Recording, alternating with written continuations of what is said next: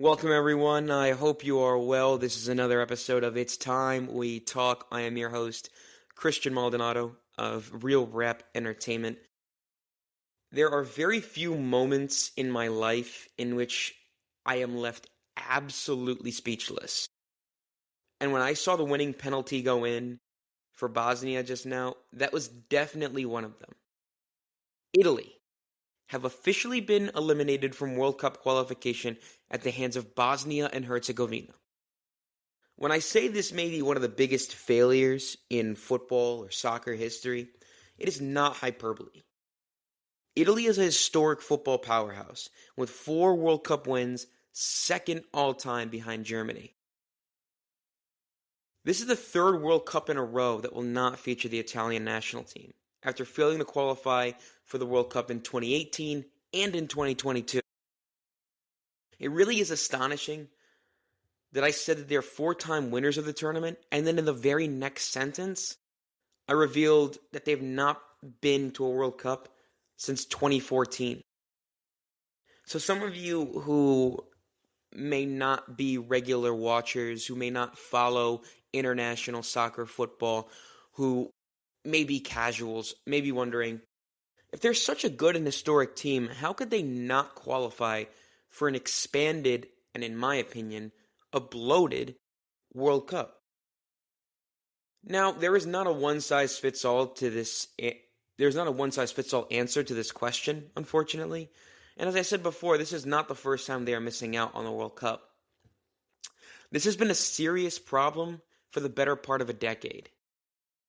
But I'll be attempting to find a way to answer that question, looking at the recent history of the Italian national team and attempting to figure out how such a powerful nation are not going to the World Cup in North America this year, while nations with a fraction of their historic pedigree and in some cases a fraction of their size, like Jordan, Curacao, Uzbekistan, they will be going.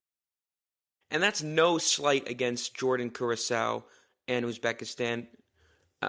Those are countries with very little history when it comes to international football. Jordan are appearing in I believe in Curacao as well, are appearing in their first ever World Cups. I believe the same is true with Uzbekistan, but I'm not 100% sure. But Italy right now are fresh off the heels of a loss to Bosnia and Herzegovina, who just qualified for their second ever World Cup appearance. And now, if I may, a little bit of a history lesson.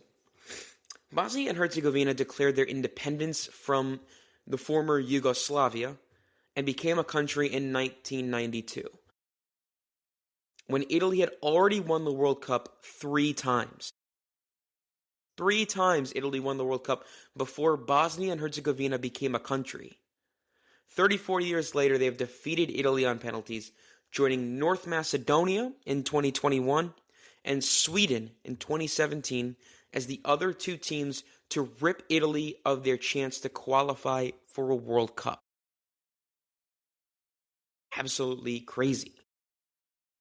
Now, to sort of go over the match, what happened for those who may not have watched, Italy scored first against Bosnia, courtesy of Fiorentina striker Moise Kean, the former Juventus, PSG, Everton striker, scored for Italy to start off the game, but the tide was turned a few minutes before halftime, when Inter Milan center back Alessandro Bastoni was sent off. Bastoni is one of, if not the best defender, or the best center back, I should say, that Italy have to offer. So him going off was definitely a blow. And it was as if the heads dropped, honestly. In the most respectful way possible, Italy should still be able to beat Bosnia and Herzegovina, a team almost 60 places below them in FIFA's world rankings, by the way, with 10 men, easily. Bosnia were able to equalize in the 79th minute, and from then on, they looked to be the more attacking team, which was very surprising, despite the fact that Italy only had 10 men. Much of the game was played in the Bosnia half, and it looked a few times like they could actually score the winner in regular time. The game ended up going to penalties, and in any other situation, you'd expect the Italians to win. I mean, one of the most iconic and historic World Cup finals of all time, Italy defeated France in 2006 on penalties. Like I said, in what was an iconic display. And, I expected them to be able to keep their calm and bury their penalties. But that was not the case. Inter Milan striker Francesco Pio Esposito had his penalty saved. Brian Cristante, the Roma midfielder, belted his kick off of the bar. Bosnia then scored their next penalty. Bosnia moves on, solidifying the loss for Italy. So that explains why they didn't qualify. But why did they even find themselves in this situation? Well, you'd think an absolute powerhouse like Italy, why did it come down to penalties for them? Teams like England, Germany, France, they didn't have to go to penalties in order to decide their World Cup fate. They qualified for the World Cup months ago. So what happened? Italy were put into a World Cup qualifying group originally with Norway, Estonia, Israel, and Moldova. Now, while Norway do have some exciting players on their team, like Erling Haaland, Martin Odegaard, it was still expected that Italy would win at least 7 of their 8 qualifying games, since they had to play the other 4 teams in their group twice, and maybe a draw away at Norway. Now, the first signal of danger for Italy was the very first match week when they faced Norway away. Now, again, this is the game that I said, potentially Italy draw this game. They probably should win, but I could see them drawing. And they were easily beaten 3-0. Italy showed up in a formation with 5 defenders and were still torn apart defensively. This was not a game that they were expected to lose, and they were beaten handedly. Then came an away game with Israel. Italy did win, I believe, their next 2 games after this, which set up their 4th game of qualifying, which was an away day to Israel, which would have been an away day to Israel if not for the ongoing military conflict in the Middle East and Israel at the time. They needed a late game heroic goal from midfielder Sandro Tonali to escape with a 5-4 win. Now, there was not any home atmosphere for Israel. Like I said, they were not even allowed to play in their own country due to the military conflict. And it was surprising. They came away with a win, but it seemed like it was still a situation where you should win that game handedly. Even though it's an away game, it's not even played in Israel. I believe it was played in Hungary, if I'm not mistaken. I could be wrong on that. But, like I said, it took a late goal from Sandro Tonali in order for Italy, to come away with a win. And a bad loss and a bad win, that really should have been a wake-up call for Italy. And for a while it was with, after that Norway loss, they won their next 6 games. They beat everybody else. Last game of qualifying was at home to Norway. It was the home leg. They had already played them away. They lost 3-0. They won 6 games in a row. Now it was time to handle business and qualify for the World Cup. Nearly 70,000 people at the Stadio Giuseppe Meazza for this game. That stadium in Milan. 70,000 people gathered in the stadium. Italy lost 4-1. What an anticlimactic scoreline for such an important game. And that is what sent Italy into a playoff against Bosnia and Herzegovina. Now, looking at why, 20 years ago, the Italians won the World Cup, and 20 years later, now it seems like they are at an all-time low point. It seems like the mix of hard work, physicality, swagger, and the aura of past teams is something that they extremely lack. They don't have that anymore. I mean, you look at that 2006 team and what a squad it was. Andrea Pirlo, Gianluigi Buffon, Francesco Totti, Gianluca Zambrotta. The 2006 winners were iconic. They're long gone, though. The only one who remains is Gennaro Gattuso, who is now the manager of the Italian national team. And respectfully, he's an absolute head case. I mean, Italy is now his 6th job in this decade, and we're only 6 years in. Not even 6 years in, excuse me. After failing at places like Napoli, AC Milan, and Marseille. It seemed like he was a desperate hire by the Italian Football Association, attempting to get someone from the 2006 team to maybe inspire the team, I guess.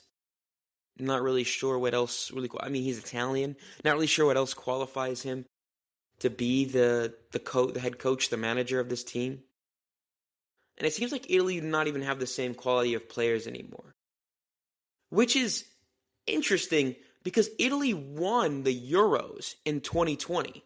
They qualified for the Euros in 2020, and they won the tournament. They beat England at Wembley Stadium. It was a huge win. They won on penalties at Wembley Stadium in front of in front of a very raucous home crowd for England. And it made people think, hey, maybe there's a turning point here.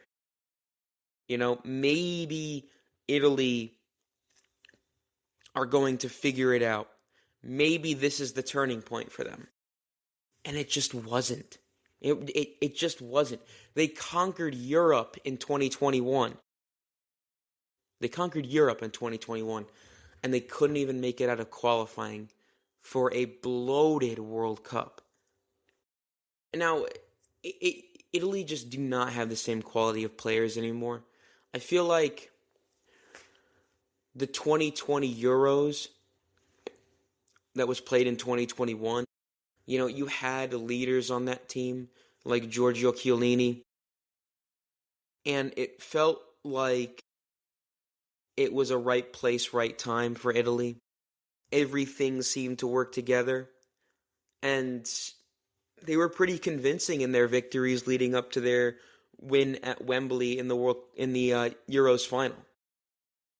But guys like that, Giorgio Chiellini, Leonardo Bonucci in the defense, you know, they've since retired, and that defense is incredibly shaky now. The midfield is not as dominant. I mentioned before guys like Francesco Totti, Andrea Pirlo, Gennaro Gattuso, they don't play in the midfield anymore.